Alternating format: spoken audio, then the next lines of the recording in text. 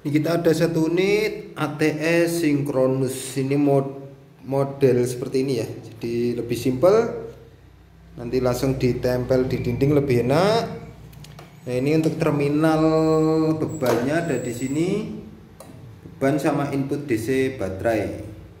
Nah, di sini terdapat indikator PLN, inverter serta prioritas PLN maupun inverter. Nah, ini ada setting untuk ATS.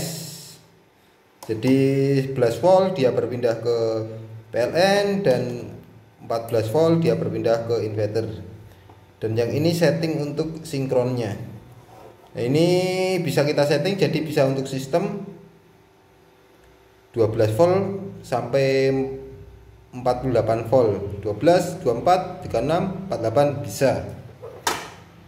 Yang bagian atas ini terdapat nah ini input dari PLN dan inverter ini. Input PLN dan inverter.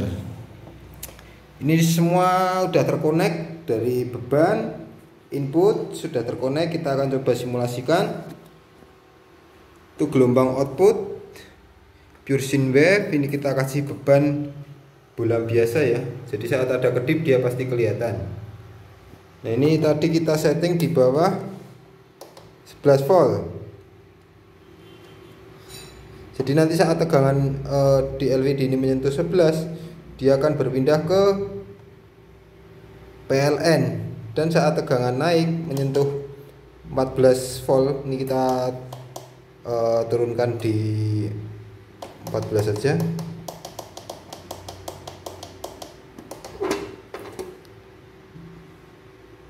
14 volt dia akan berpindah ke inverter. Ini posisi dihandle oleh inverter oleh PLN.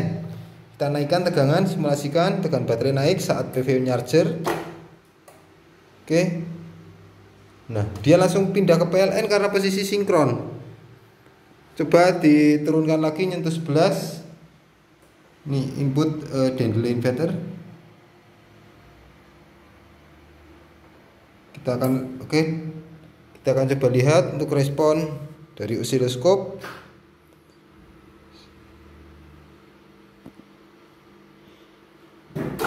Nah, udah berpindah ke PLN.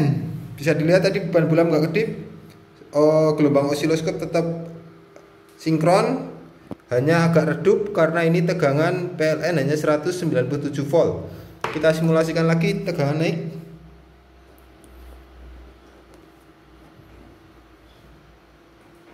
14 volt. Oke, 14. Kita akan coba lihat beban bola gelombang.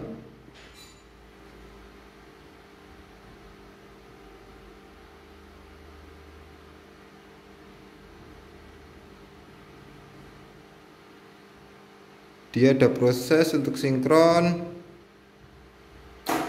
Oke, udah bisa dilihat ya, beban bola ini nggak kedip, agak terang karena tegangan inverter di 225 volt. Jadi ada selisih kisaran 30 volt. Nah, ini udah masuk ke inverter. Sekarang kita prioritaskan ke PLN.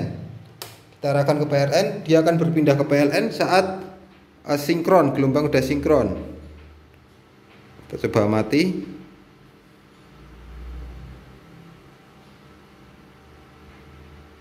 Sama perpindahannya ini melalui sinkron juga. Jadi nggak asal pindah ya.